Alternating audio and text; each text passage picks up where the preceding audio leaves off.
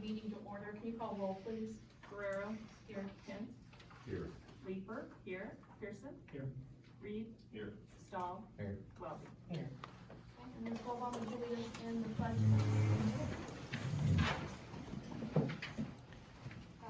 Pledge allegiance to the flag of the United States of America and to the republic for which it stands, one nation, under God, indivisible, with liberty and justice for all.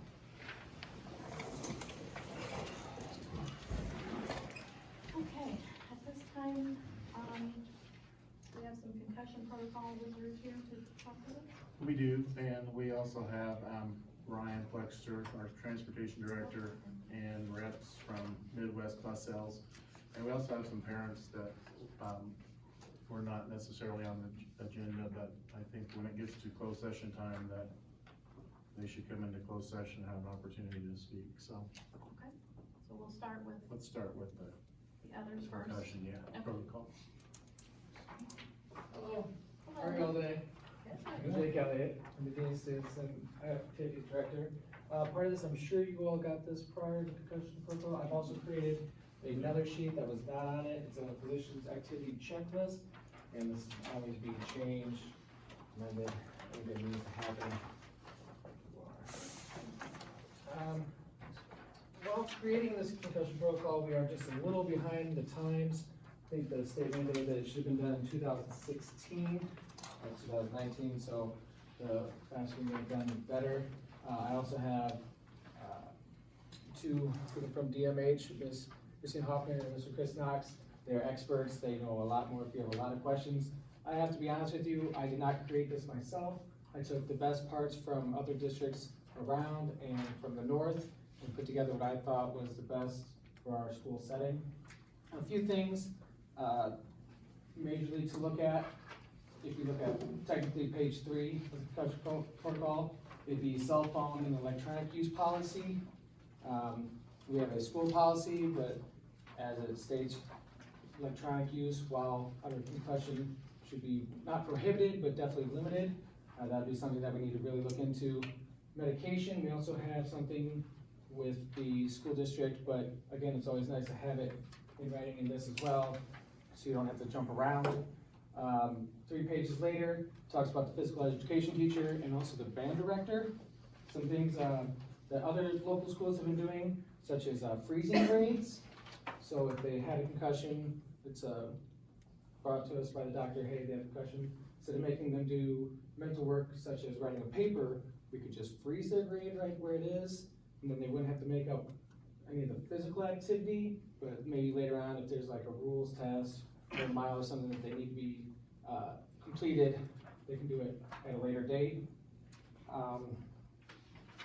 Also works for band as well. A student in a loud environment with percussions going on, probably not good for their mental stability, I would say. So we would pull them out of that, freeze their grade, not substitute any work mentally that's putting more pressure on them. I also have on the next page, this could get tricky, but I think it would be beneficial, seeing that even football is at week 9, kind of gets a little later into the quarter. They could be assigned an incomplete for the quarter for a final grade or semester grade.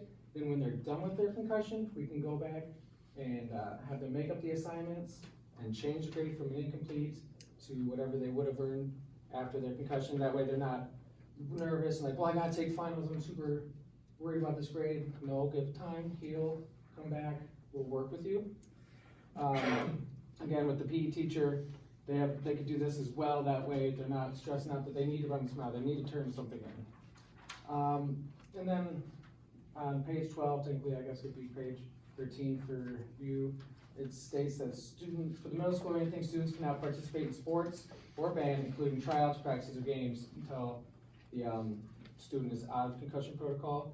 That again could get tricky because if we're not allowing them to try out, they won't be able to be on the team. We might need to make an amendment there to say, hey, you might be able to come in, be with the team for a while, and maybe have a tryout later on. I know our numbers haven't been very huge lately. We haven't really been filling full teams. We've been asking 6th graders maybe even fifth graders come to the team. So I don't think we'll get into that right now, but later on, I don't know how the numbers will work, but that'd be something to look at. And then also the sheet that I just gave you is a physician's activity check sheet. Just something that we can take to doctors. Doctors know we can either get, they can't do anything, Dr. Jones, or then we get a good paragraph and a half saying all the accommodations that can be made, what's expected, and then we can follow that. With this activity sheet, we can have them go to the doctor, and then we can give what they have. It'll check, yes, can they be in PE? Can they be in band? Can they go to can they go to musicals? Can they go to plays? All sorts of things, so we kind of have a better understanding. And the whole point of putting in concussion protocol is just to benefit the students. We don't know what stages they're in or not. Usually when they come in, they say I have a concussion, now we're all, what now? With this concussion protocol, we have steps that we can all take. We're all on the same page. We're working with the student, for the student, to better help their educational process. They'll meet with administrators, teachers, the nurse. All of us will be working to help create the best educational setting for them in their time of need. Then we can go through it. We'll get the return to learn, which will be first. And then if they're an athlete or anyone, they can go into return to play. Because not everyone that gets concussion is an athlete. We have students that get in accidents, maybe knocked up a horse, or just, snowball hit them in the head. We're at that time of season. So it'll be beneficial, I believe, for the whole district moving forward if we're all on the same page, from the elementary all the way to high school. Do we have, I know we talked at a previous meeting about having a, new testing system to test our athletes prior to the sporting event, to see what baseline, I guess, that they're on. So that if they do get a concussion, you can test to see the variants. Are we implementing that now? That'd be a great question for Mr. Knox, actually, because Mr. Knox is with most of our sporting teams, Right. and he would, if there is a issue. Yes, right now we do, that on all preseason athletes, Okay, so we have that in place. okay. And So then- just athletes though, I mean, that we know. Just wanna make sure that was already in process. And because of IHSA requirements, all of our coaches do go through, and I believe you also show the concussion, everyone shows a concussion video that's part of the IHSA to all their athletes, and the coaches understand what certain signs are there. So if something does happen, we look for those signs. And then with your this new policy, we are up to date and under state Oh yeah, guidelines we're with state everything, and if you see, I'm sorry, these are really giant clips, but I love them. There are a lot of different state forms, so I created a lot of these little areas, but if you get down to nitty gritty, but you have IHSA Sports Medicine that has that, Right. and then there's even forms for the parents to sign and other, like sports medicine acknowledgement, concussion information sheet, so they can see it. So all these are state created and we're using them. Okay. So we'll be good, and then there's a sheet in here about DMH and what their expectations are and how they're, make sure they're signed off on it.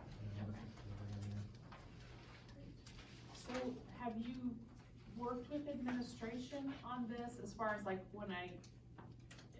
the freezing grades and, picking things back up and maybe an incomplete here to end the semester and then we have to come back? Have they heard all this and is that gonna work? I had talked a little bit with Mr. Field and Mr. Meadows about it, and that's why we want to bring it to your attention as Okay. well.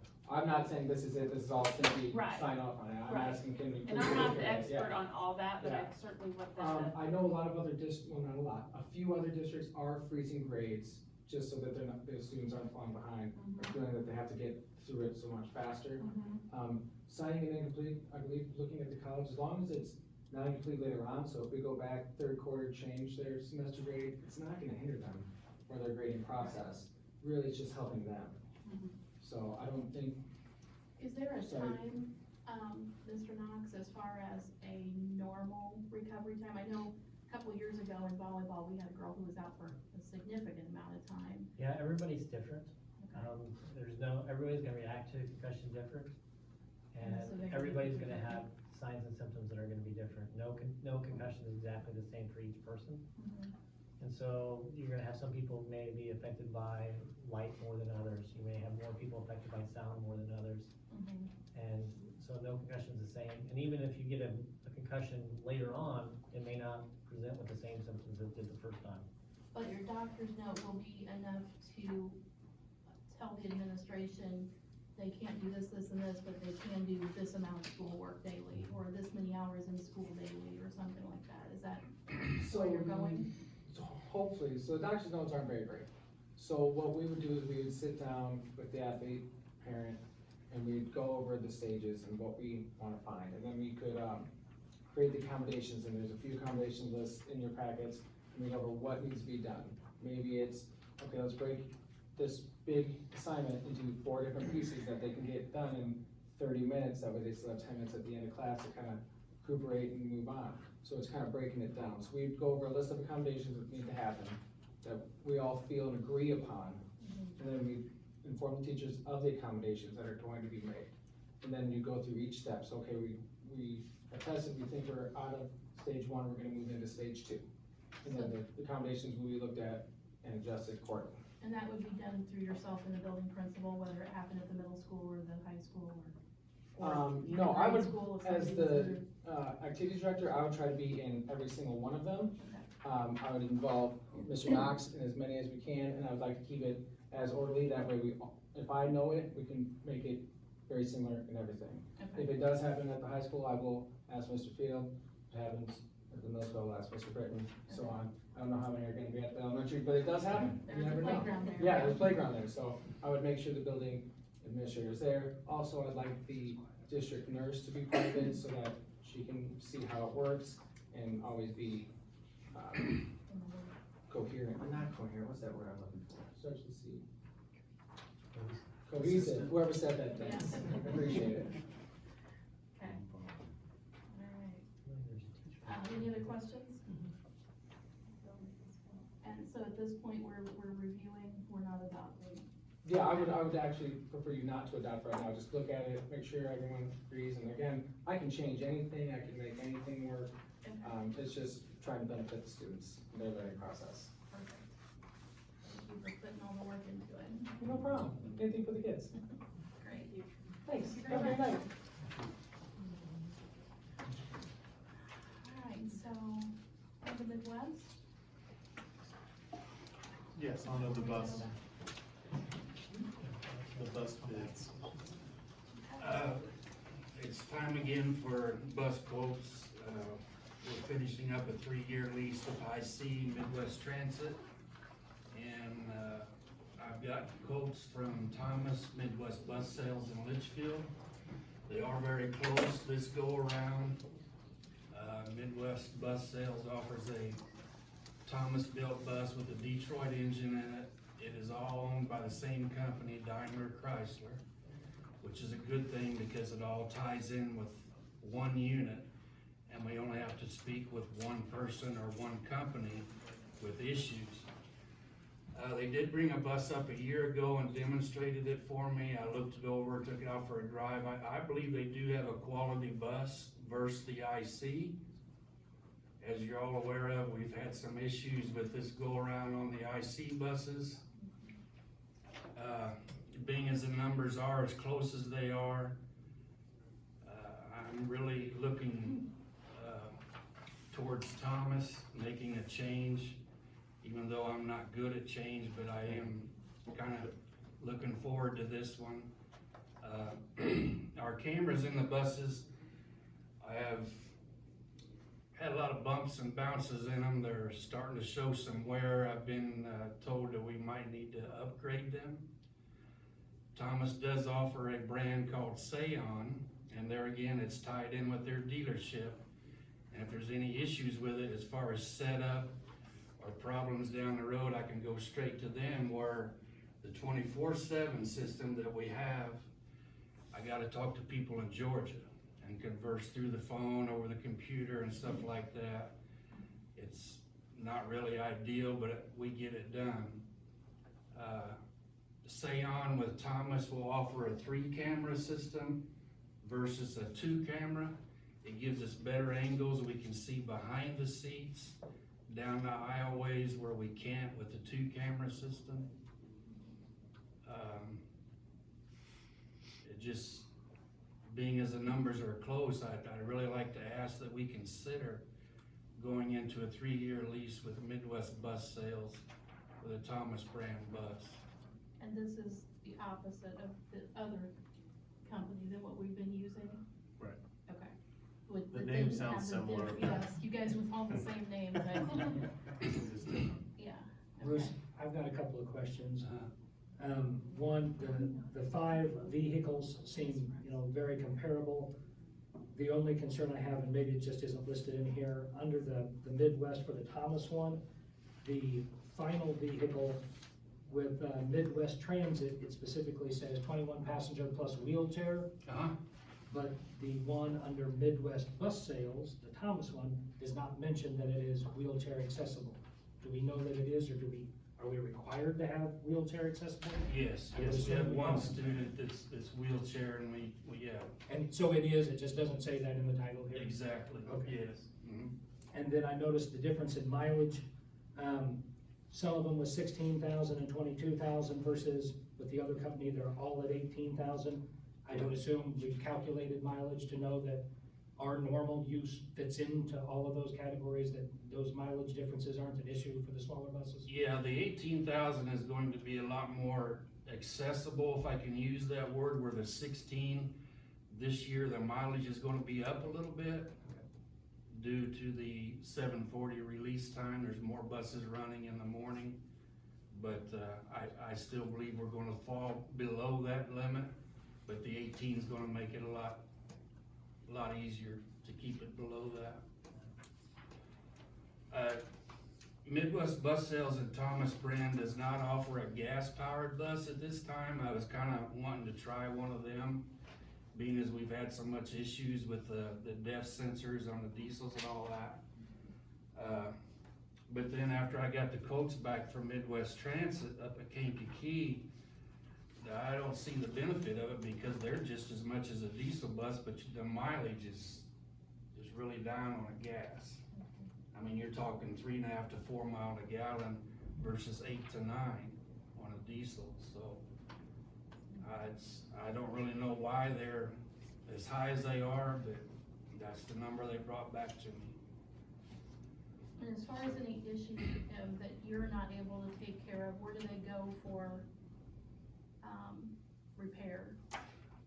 Well, that's the benefit with Thomas and Detroit Diesel being tied in as one company, Daimler Chrysler. They have capabilities of if a bus is having a problem, like an engine light comes on, it goes to Litchfield. Okay. And say it's a low coolant sensor. Litchfield can then email me or call me and say, hey, you got a low coolant sensor bad on bus 14. It's all in the GPS system, constantly being as getting- it's all tied in as one company, where you can get a Thomas bus with a Cummins in it, but then you're gonna lose all those capabilities because Cummins is Cummins. They don't tie in with everybody else. Okay. So I have actually 2 questions. Without going into too much detail, what were some of the problems that you had with the IC buses? Since I'm new, I'm just kind of curious without too much detail. Screws in the ceilings keep coming out, and you put the next size in, and then they come loose and water out and fall out. Okay. We're constantly putting screws into ceilings. Stop arm motors, your red stop arm on the side, those go out. Crossing gate arm motors. Okay. Now they've gotten to the point with IC, instead of just changing the motor, they have completely changed the design. And I'll give them credit for that. They've come up with a better design on the stop arm and the crossing gate. So far, it's been working well, but there again, we still got a lot of the older brands out there that I've been dealing with. Depth sensors for the diesel exhaust fluid. Mhm. Come to find out, the first ones we had were actually assembled in Sweden, and they were shipped over here and put in an IC bus. Well, we're having a lot of problems with them, and they started switching to another brand that was tied in with Cummins. Well, then you're getting on the Cummins side of it and getting away from IC, and it's been a mess. All right. And then the last question is, I just looked at the price increase in both cases, it's pretty dramatic, is that typical? No, it's, 29%, 26%? yeah, Tariffs. tariffs Okay, on steel and aluminum. that's what I thought, okay. President Trump has said that he's gonna take care of that, but at the present time, I need It's- to hurry. it's, doesn't look too good right now. Thank you. Okay, any other questions? Okay. All right, at this point, did either of you gentlemen have anything to say or add, or? Basically, we just want to introduce ourselves. I'm Randy Swanson with Midwest Bus Sales. I'm the Assistant General Manager. And then we have your guys' Regional Manager, which is Jake Swanson. We've talked to Ryan multiple times, but you guys haven't met us, so Yeah. we just wanted to come, and that way if you guys had any questions or anything, we wanted to attend the meeting and see how things went. Okay. Well, thank you very much. Perfect. Yeah. Thank you. Okay, so, at this point then, we'll go into closed session. I need a motion to enter closed session for the reasons stated on the agenda. Motion made by Jeff Stahl, is there a second? Second. And Eric Pearson, call roll please. Ken? Yes. Pearson? Yes. Leeper? Yes. Reed? Yes. Stahl? Yes. Weldy? Yes. Ferrero? Session minutes is read in closed session. So moved. Motion made by Martha Leeper, is there a second? Second. James Kent, call roll please. Pearson? Yes. Reed? Yes. Stahl? Yes. Weldy? Yes. Ferrero? Yes. Kent? Yes. Leeper? Yes. I need a motion to approve the FMLA request of Jake Elliott to begin on approximately January 13th. So moved. Motion made by James Kent, is there a second? Second. Eric Pearson, call roll please. Reed? Yes. Stahl? Yes. Weldy? Yes. Guerrero? Yes. Kent? Yes. Leeper? Yes. Pearson? Yes. Motion to approve the custodian compensation schedule as presented effective December 28th, 2019. So moved. Motion made by James Kent, is there a second? Second. Roger Reed, call roll please. Stahl? Yes. Weldy? Yes. Guerrero? Yes. Kent? Yes. Leeper? Yes. Pearson? Yes. Reed? Yes. Motion to hire Shelley Hartree as an at-will night custodian effective December 11th, 2019. So moved. Motion made by Eric Pearson, is there a second? Second. Linda Welty, call roll please. Weldy? Yes. Guerrero? Yes. Kent? Yes. Leeper? Yes. Pearson? Yes. Reed? Yes. Stahl? Yes. At this point, we all received the consent agenda in your packet. Does anyone have any questions or comments? So I need a motion to approve the consent agenda as presented. So moved. Motion made by Roger Reed, is there a second? Second. Eric Pearson, call roll please. Guerrero? Yes. Kent? Yes. Leeper? Yes. Pearson? Yes. Reed? Yes. Stahl? Yes. Weldy? Yes. Okay, and at this time, I'd like to amend here and go on to, the bus lease so that we can let these gentlemen, go home. Ryan presented on that, and, I think that this is the direction that we need to go. I think it's a step in the right direction. One thing I do need to correct on the minutes page is there should be Midwest Bus Sales. Midwest bus sales. Correct. And I also believe the cost of the lease over the 3-year period is $711,253.77. Does that sound accurate? I would say yes, but I don't know 100%. I didn't add it all up, so. I did about 10 times, and I finally started coming up with the same number. Okay. So So what you came up with is different than, it's, yeah, it was off a little bit because of the camera number. okay. I messed up the cost of the camera on that initial. From their initial paperwork, from their bid? Yes, Okay. that was kind of what I put together from there. Oh, okay, sorry. Alright, What was it, $80 or something difference? and do you see, I guess I would preface a question as, obviously, we're seeing increased costs now between what we had seen in the past. Do you see any of that ever going back to pre-tariff numbers? I don't think you're gonna see a whole lot of deduction. You might see it level for a little bit, but I really don't think you're gonna see the numbers drop back down. If we clear up the tariffs next year, the numbers will not drop back down. They might drop a little, but you're not gonna see a big significant drop, because every year we have other increases that come on us. I mean, you guys are seeing right now that the state and, federal government's pushing a whole bunch of different mandates. So from 3 years ago, when you guys got your lease from a different vendor, a lot of different mandates have came in since then. So you're seeing mandate increases as well as the tariff increases. So like right now, seatbelts are a huge push. I mean, and if that goes through, you're looking at $6,000 to $8,000 in the cost of a bus going up if the state mandates that. So, and every year we have different kind of mandates like that come on. Fire suppression's another one that the federal government's pushing really hard right now. So, if those tariffs do come back to us, they'll probably be offset with some different mandates that are coming out. I think for public knowledge, they need to understand that we did look at another company. Yeah. And they were very, very close in their bids. Unfortunately, both of them went up significantly, but they both went up and they were very similar. And all of these buses obviously will be fitted with all of the up-to-date mandates that you've hit in the last 3 years or whatever. Correct, yes. Yep, on the bid packet, it states that buses will meet, current Illinois and federal regulations. Okay. So does anybody have any other questions before we go on? I will ask, at what point are we obligated to start insuring these buses? You will not insure these buses until, I will call you like 3 days before I'm going to deliver them. At that point, I need insurance on them when I bring them up. Okay. Yep. And I'll give you probably about a 2-week notice, letting you know roughly what day we would bring them up. That was an issue with the other vendor. They wanted us to start insuring as soon as we assigned the contract with them. To do that, we received a $500 per bus bonus, but we had never done that before. And I really have a difficult time insuring buses that we did not have possession of, and we have no idea who's driving. And I don't think our insurance company would like that very much either. So again, I think this is the best way to go.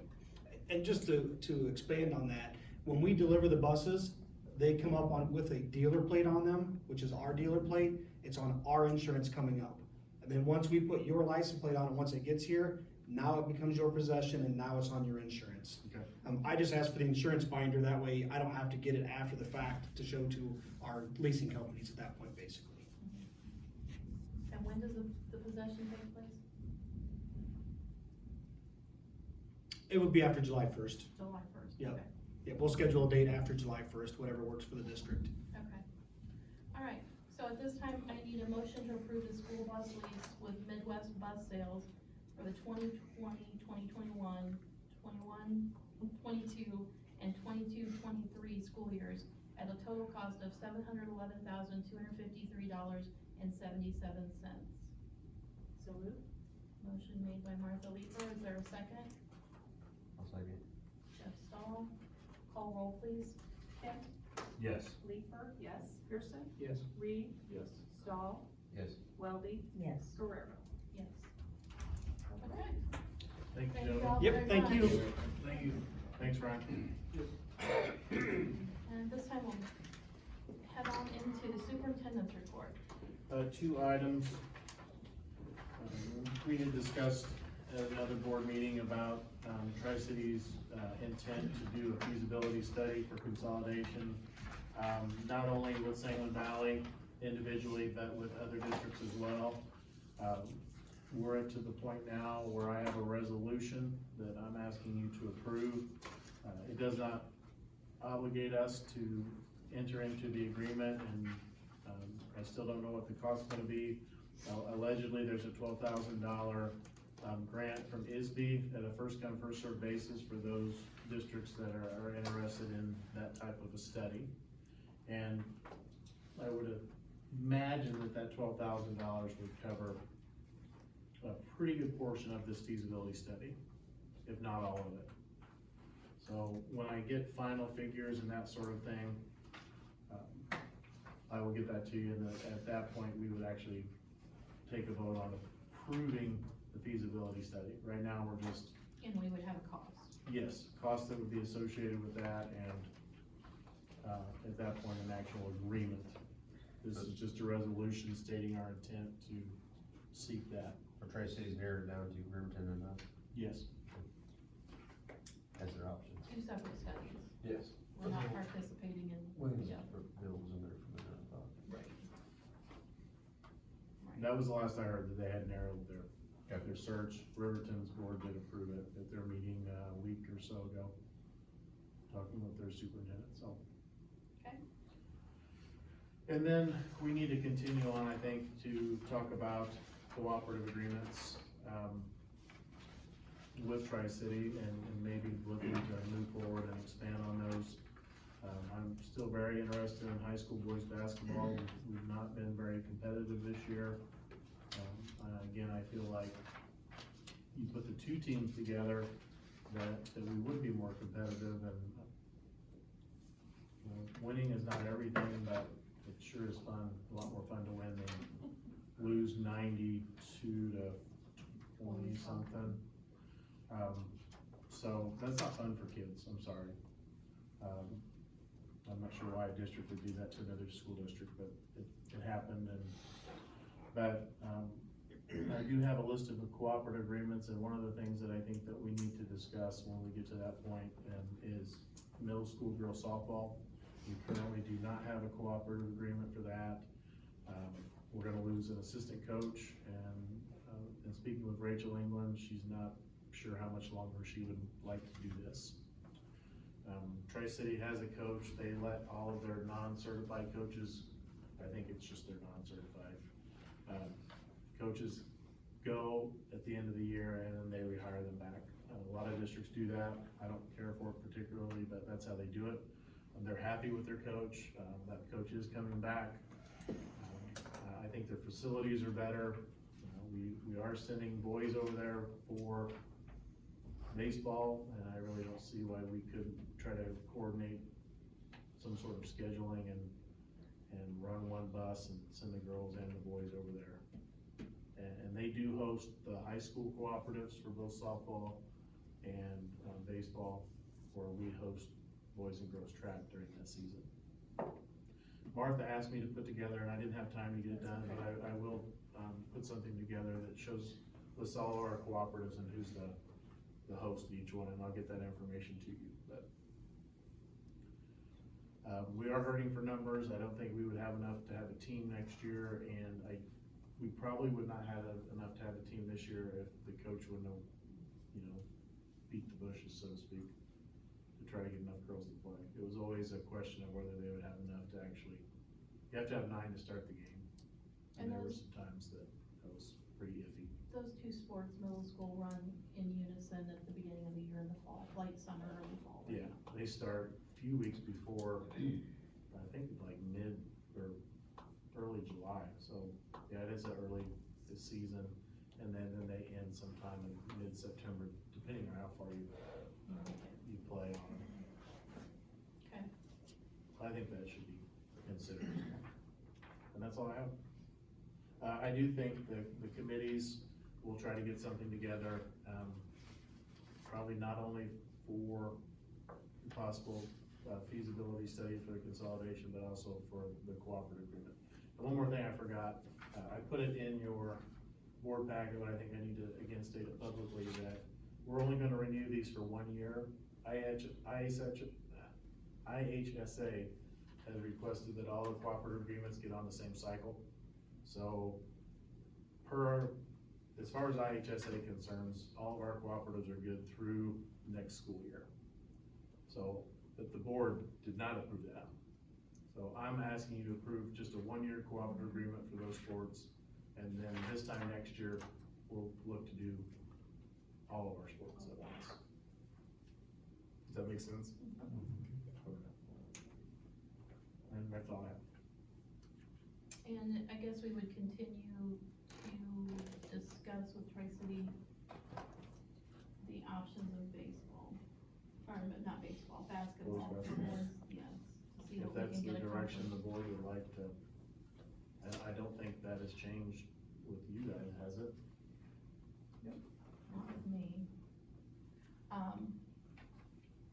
Yeah, I just think because we had to line all that out with conference and who's playing where and that kind of thing. Well, we are required to stay in the Lincoln Prairie Conference for 2 years. So we will have to stay in, you know, talking about conference affiliation and all that. We will have to stay in for another year. So I think we have some time to discuss these things. I think that would be something that we would look at the boys cooperative and maybe that the following school year, not next year, but the year after. The timing of it to me makes more sense to do it that way. Well, and then we could just add a new admin to the new cycle, Correct. right? Okay. Makes sense. All right, and then joint annual conference review. Bob, Martha, Glenda, and myself all attended. You have on your thing a little synopsis of the things that we attended. We had a first ever, went to one of the things put on by the Education Association, right? Yeah. And nobody showed up. Isby.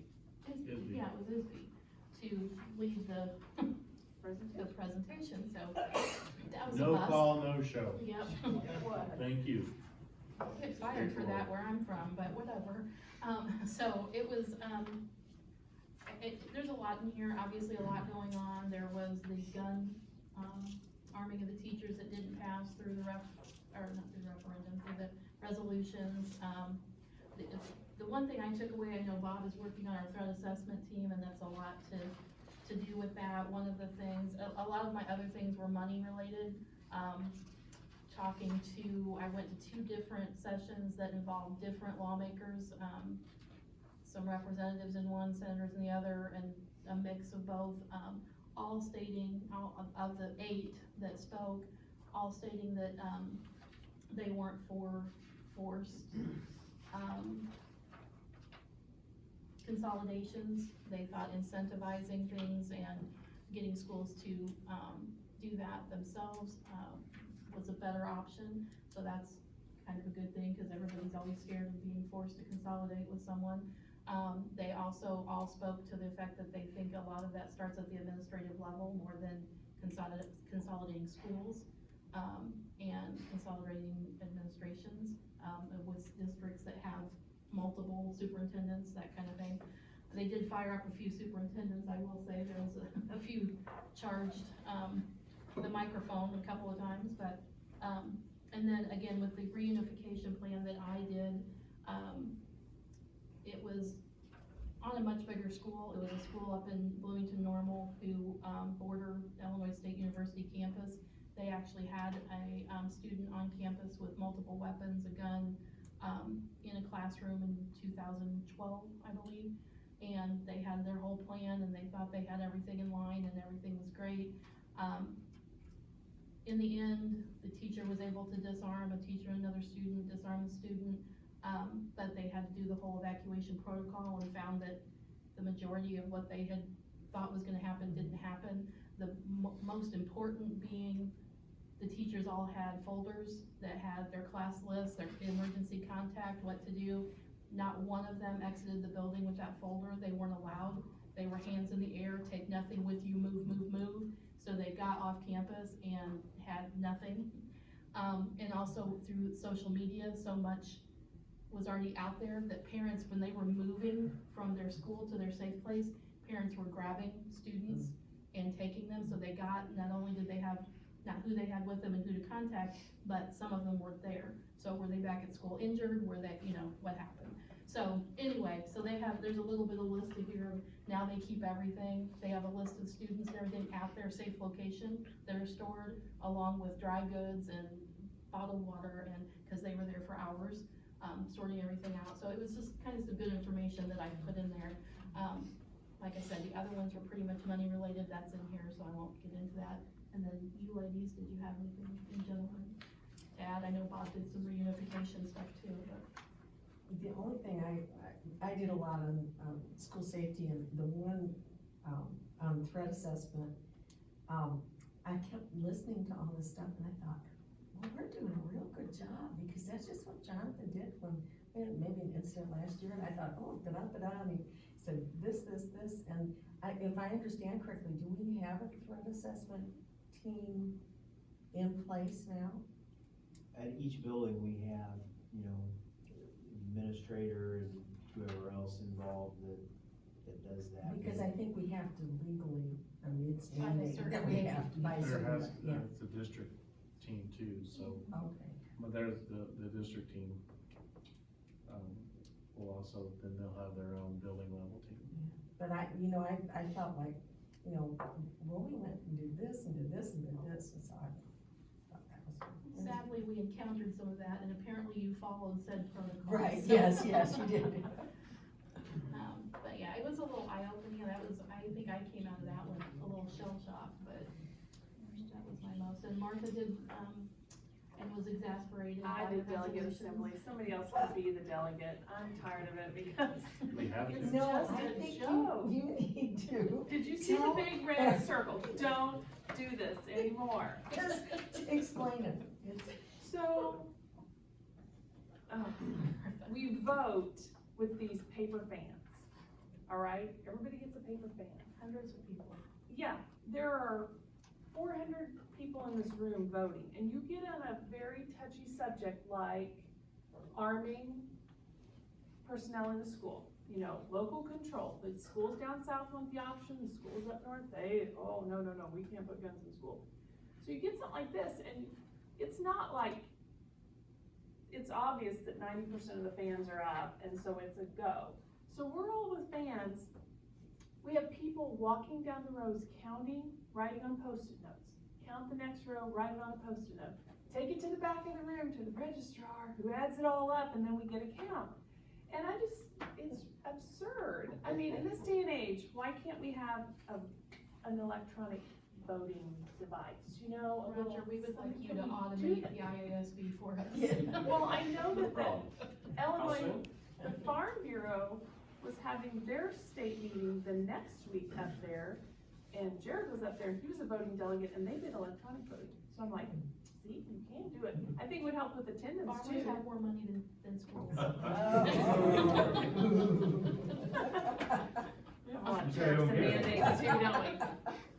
And I think it would help with attendance. The number's constantly fluctuating. We start the meeting with so many members, and then we'll amend how many come in. People just keep rolling in. And the only way, It could be a closed door. you wear a certain pin that doesn't change every year. I think I could hand my last year's pin to somebody and you could still get in. So it's a cookie system. And when I filled out my evaluation, I told them so.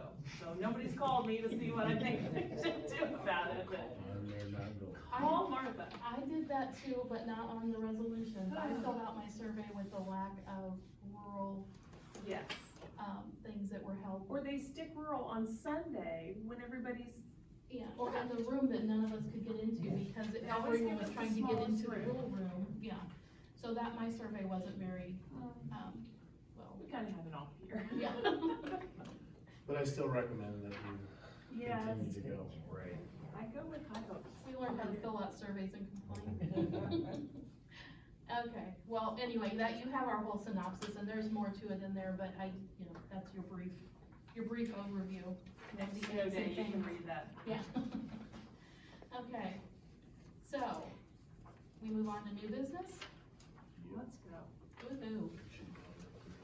Okay, do we want to, the first thing on new business is the motion for approving the resolution that Mr. Meadows just told us about regarding the consolidation feasibility study with Tri-City, CUSD one, again.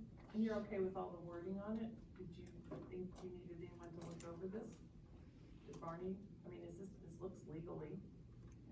Kind of Again, it's legally, just, is it, just says we'll pursue the, Right. Okay. That we're gonna. And it says in the bottom paragraph there that we're not held to anything, this does not constitute a An feasibility agreement. study, yeah, okay. so. Okay, so do I have a motion? So moved. Jeff Stahl, is there a second? Second. Eric Pearson, call roll please. Pearson? Yes. Reed? Yes. Stahl? Yes. Weldy? Yes. Guerrero? Yes. Kent? Yes. Leeper? Yes. And then we go into all of our listed co-ops that again will be done for 1 year. Okay, so a motion to approve the renewal of high school girls volleyball co-op with Tri-City with Sangamon Valley as the host school for the 2021 school year. So moved. James Kent, is there a second? Second. Linda Weldy, call roll please. Reed, Yes. Stahl, Yes. Weldy, Yes. Guerrero, Yes. Kent, Yes. Leeper, yes, Pearson, Yes. Motion to approve the renewal of high school boys football co-op with Tri-City with Sangamon Valley as the host for 2021 school year. So moved. Eric Pearson, is there a second? Second. James Kent, call roll please. Stahl, Yes. Weldy, Yes. Guerrero, Yes. Kent, Yes. Leeper, yes, Pearson, Yes. Reed, Yes. Motion to approve the renewal of high school girls softball co-op with Tri-City as the host school for the 2021 school year. So moved. Motion made by Roger Reed, is there a second? Second. James Kent, call roll please. Weldy, Yes. Guerrero, Yes. Kent, Yes. Leeper, yes, Pearson, Yes. Reed, Yes. Stahl, Yes. Motion to approve renewal of high school boys baseball co-op with Tri-City as the host school for the 2021 school year. So moved. Motion made by Glenda Weldy, is there a second? Second. James Kent, call roll please. Guerrero, Yes. Kent, Yes. Oops, sorry, Leeper, yes, Pearson, Yes. Reed, Yes. Stahl, Yes. Weldy. Yes. I just answered for everybody, we'll just get going really fast. We'll make this She's quick. Woo, I am. Motion to approve renewal of middle school boys baseball co-op with Tri-City as the host school for the 2021 school year. So moved. Is that Eric Pearson? Eric. Is there a second? I'll second. Jeff Stahl, call roll please. Kent, Yes. Leeper, yes, Pearson, Yes. Reed, Yes. Stahl, Yes. Weldy, Yes. Guerrero. Yes. Motion to approve the renewal of middle school girls co-op. Is this a We already That's renewal? not This a is a renewal, sorry. renewal, yeah, No. That was a cut and paste job. okay. How about motion to approve? A co-op, To approve, The middle school girls? yes, and have they already approved this, Tri-City? Their meeting, I believe, is tomorrow. Okay. So, motion to approve the middle school girls softball co-op with Tri-City as the host school for the 2021 school year. So moved. James Kent, is there a second? Second. Roger Reed, call roll please. Pearson, Yes. Reed, Yes. Stahl, Yes. Weldy, Yes. Guerrero, Yes, Kent, Yes. Leeper, yes. okay. The next one we probably need to talk a little bit about, the youth league, there was discussion about the possibility of putting the youth league and combining JFL in with the youth league. And, I'm gonna blank on his name. Jeremy Knight. Coach Knight contacted me about the possibility of maybe doing some sort of weight training with the JFL and falling underneath the youth league insurance policy, and I know that he's been working with Eric on that, and I do have a copy of that policy. My only concern is that we really haven't finalized what this weight program would look like, a schedule and that sort of thing. We kind of know what the baseball and softball looked like in the past. They kind of used a combination of the middle school, the old gym in the middle school, and they also used the K-Pack sporadically for pitching and catching. I would recommend that we go ahead and do that and allow them to do that, and then either myself or Mr. Elliott can work with Jeremy on a proposal. So are we doing it with the Without exception the of weightlifting? I think for now, Eric, you, as far as what you know, So here is my concern. Jeremy reached out to me a couple of weeks ago to find out if the current insurance policy for the youth league would cover this additional weightlifting, which it would.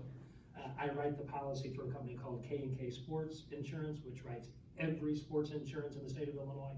I spoke with them at extensive length, and they said, yes, as long as the participants in that weight training were also members of the league that we already write the insurance for, that yes, that would be covered as part of camps and clinics. However, I did not realize until reading these notes here that it had anything at all to do with JFL. I've never written anything at all to do with JFL. As soon as I read that, which is unfortunately after I had emailed you the first time, I reached out to Mr. Knight and said, okay, I don't know anything about Sangamon Valley JFL. I'm assuming that they have their own insurance policy written somewhere, but I don't write it. And nothing written for Sangamon Valley Youth League will cover anything at all to do with football. So I said, so here's the deal. Your baseball players that are doing weight training would be covered. If you have JFL football players that are doing weight training, I'm assuming that they have a very similar JFL insurance policy, probably through the exact same company, just that I didn't write it. And that coverage would extend to them. But under no circumstances was he to be under the impression that the insurance policy that I wrote for Sangamon Valley Youth League and for which the school district is an additional insurer, under no circumstances would it cover anything to do with football or football players. Well, I guess my concern comes in with, you know, you have junior high students, you have volunteer coaches, and you have them weight training. Do they have the knowledge to train those children in the proper way and to avoid injury? And are we taking on any liability by allowing that to go here? Like, I mean, if our trainers are here, knocks at them, and it does it for our schools, but this is a complete different entity of people who are potentially untrained saying, here, lift this 500 times above your head. And he told me the schedule that he had in mind, and it certainly was not set in stone, but that they would be looking at 3 sessions a week for 3 to 4 months. See, and I don't like that as a parent. If I have a junior high student that now we're adding weight training in, that I'm sure they're gonna say it's not required, but I'm afraid you're gonna be looked. You're gonna be competing for kids. Yes. Well, and Whether Just you're- like, do that's we your have kid to or not. start that say, and early with that? if some of those kids are currently playing basketball during this time, their basketball coaches do not want them doing weight training during basketball season, it definitely change their shot. I just think we're trying to make much more of what we intended this to be when we started. You know, it was just supposed to be some off-season, keep your skills up, I thought. And I just. And if they're using I don't have a problem with them using the facilities for that purpose, to practice Right. hitting, pitching, Right. whatever, because that's what they need to do, but I'm just concerned with the weight training and having to be safe. Not pleased with that either. So we're gonna exclude weight training at this time. They can use the facilities to practice their skills, excluding weight training. And I will reach out to him and explain that. I will also send The the. Sangamon Valley Youth League. Are you allowing No, JFL? It's just Youth League? just the youth league. Okay. And am I correct in assuming, and maybe somebody knows more than me, because I don't have really anything to do with either one. Are those 2 separate entities? In the past, JFL has not been part of Correct, Sangamon Valley Youth League, have they? right. Okay. Are they putting them together now? They're in discussions to do that, but they have not The yet. youth league was started when IAA, the Alabama Athletic Association merged with the Right. Hairstown Youth League, right? The JFL was always separate, but Yeah. did we Yeah. hear that they were trying to? put I it think together? I told you based on his, cause what I told him, I said the JFL would have to have proof of insurance and everything to use the weight facilities. Mhm. And at that point, I said, that's the, additional, I think it was $600 or something like that. Well, and again, when he approached me, there was never any mention of JFL, and I don't have anything to do with the JFL program, so, yeah, I don't know what insurance they have. But he is the new director of the youth league, so my intent is to do is show them exactly what we approved and send him a copy of the agreement, which specifically outlines what can and cannot be done. And I would in our just encourage him facilities. the next time he wants to bring something to the board, that he puts something down in writing too.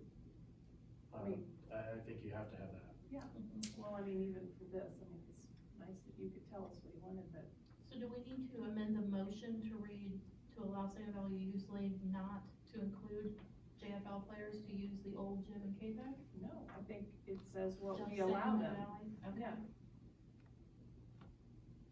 Sangamon Valley Youth League only for softball and baseball. Okay, so motion to allow the Sangamon Valley Youth League to use the old gym and the K-Pack at the middle school for softball and baseball practice to begin on approximately February 5th, 2020. So moved. Jeff Stone, Second. James Kent, all in favor? Aye. Opposed? Motion passes 7-0. I will notate there that you're falling right into Farrell Flat, so it's gonna have to be after that. I thought about that. Who's the youth league president now, or who we doing? Jeremy. That's at Jeremy Nunn. Okay, so it's not, Alan, It's not Alan Alan Farrell Farrell. has stepped down. But they did use it last year with no issues. Correct. They went really pretty well. Okay. And then the last thing is Post Prom, who has used this facilities for the last several years, for their after prom. So motion to allow Post Prom to use the Illiopolis campus for post prom activities on April 25th, 2020. So moved. Mayor Pearson, is there a second? second. James Kent, all in favor? Aye. Opposed? Motion passes. Okay, next regular meeting is scheduled for January 15th at 6 PM, but we will do a board policy update in January as well as February. So we'll actually start at 5:30. And at this time, I need a motion to adjourn.